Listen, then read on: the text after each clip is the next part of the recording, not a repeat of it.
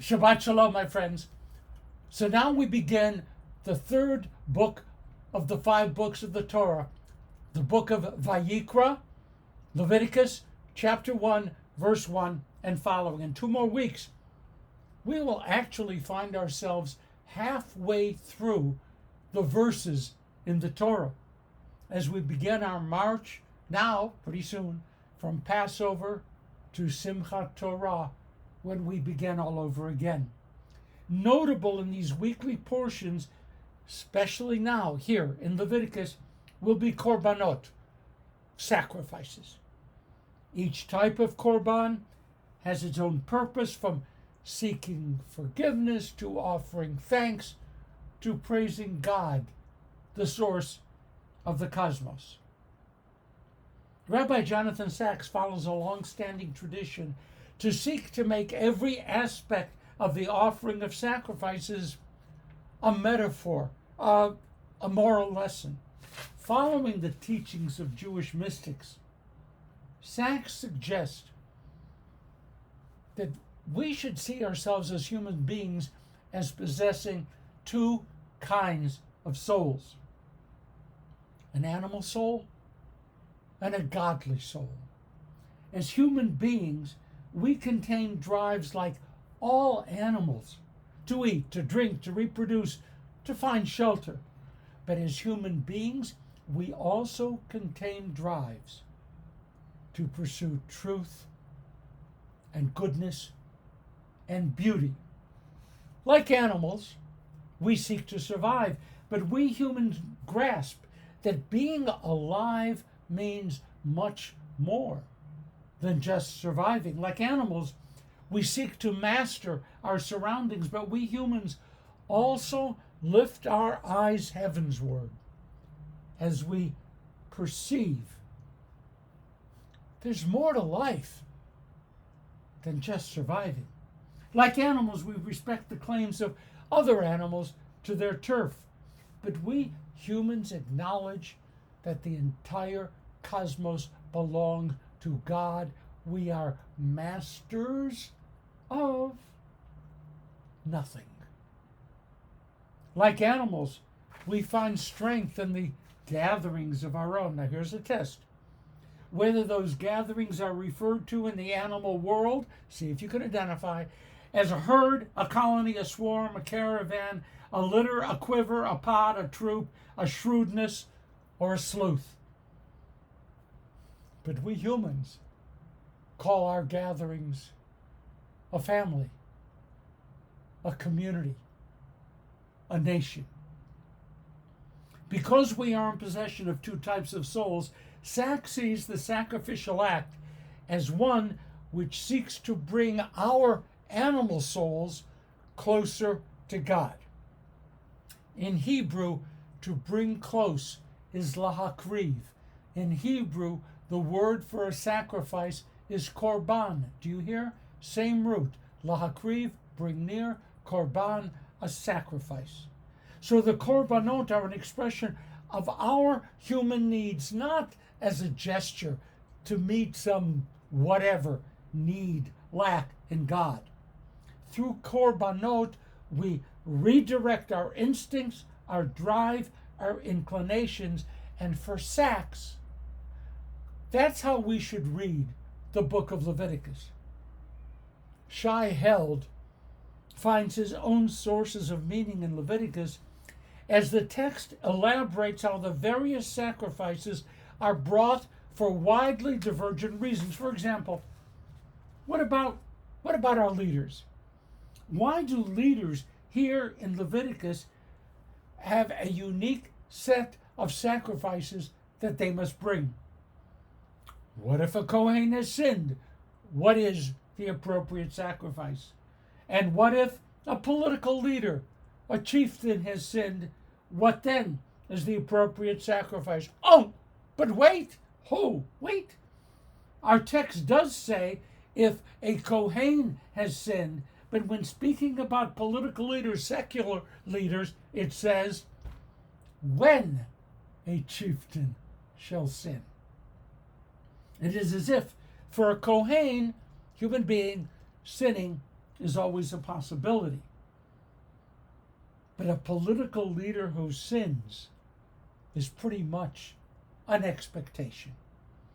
Over the centuries, the rabbis have felt that leadership itself is an invitation to arrogance, to self-serving, to a feeling that somehow she or he is exempt from what the community views as normal, ethical, and moral restraints. Even one who begins a leadership career with true modesty and humility can, or probably will, get to a point when they view the trappings of power as magia lahem. They got it coming. That's when the corruption of the human spirit begins.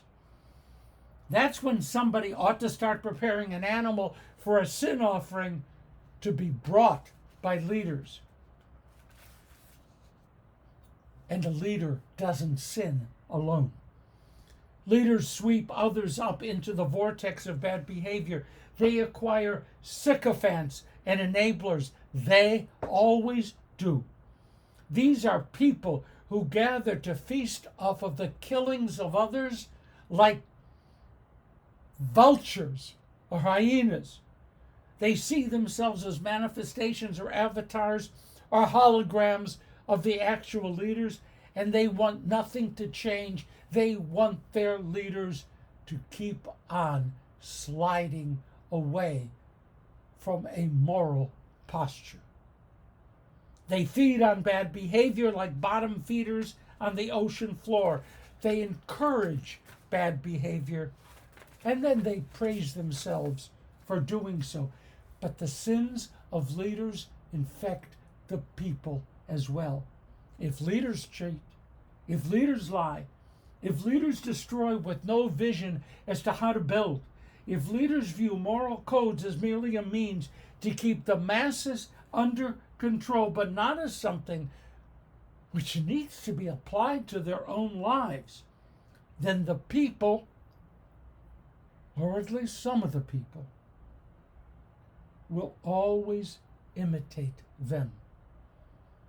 If being a leader means never having to say, "I'm sorry," then compromise and conflict resolution become simply too far out of reach.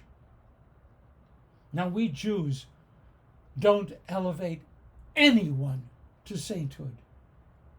Our view of what it means to be human beings simply makes no room for moral perfection. That's why Leviticus lists special offerings for leaders who sin.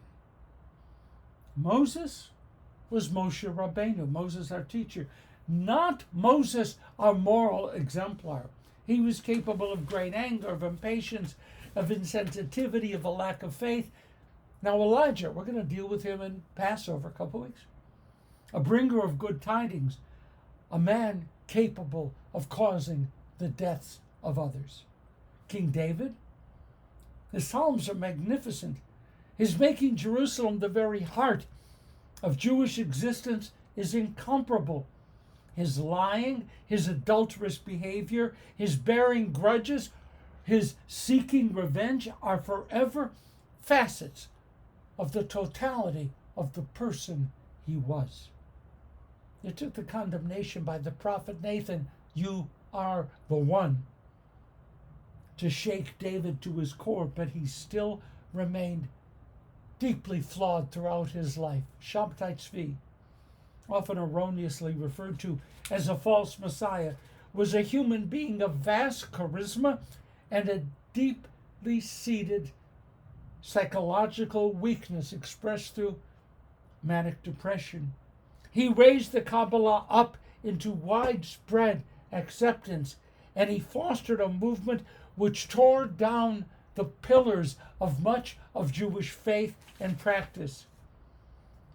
His sexual behavior was often as outrageous as his teachings, and the numbers of his followers reached into the tens of thousands.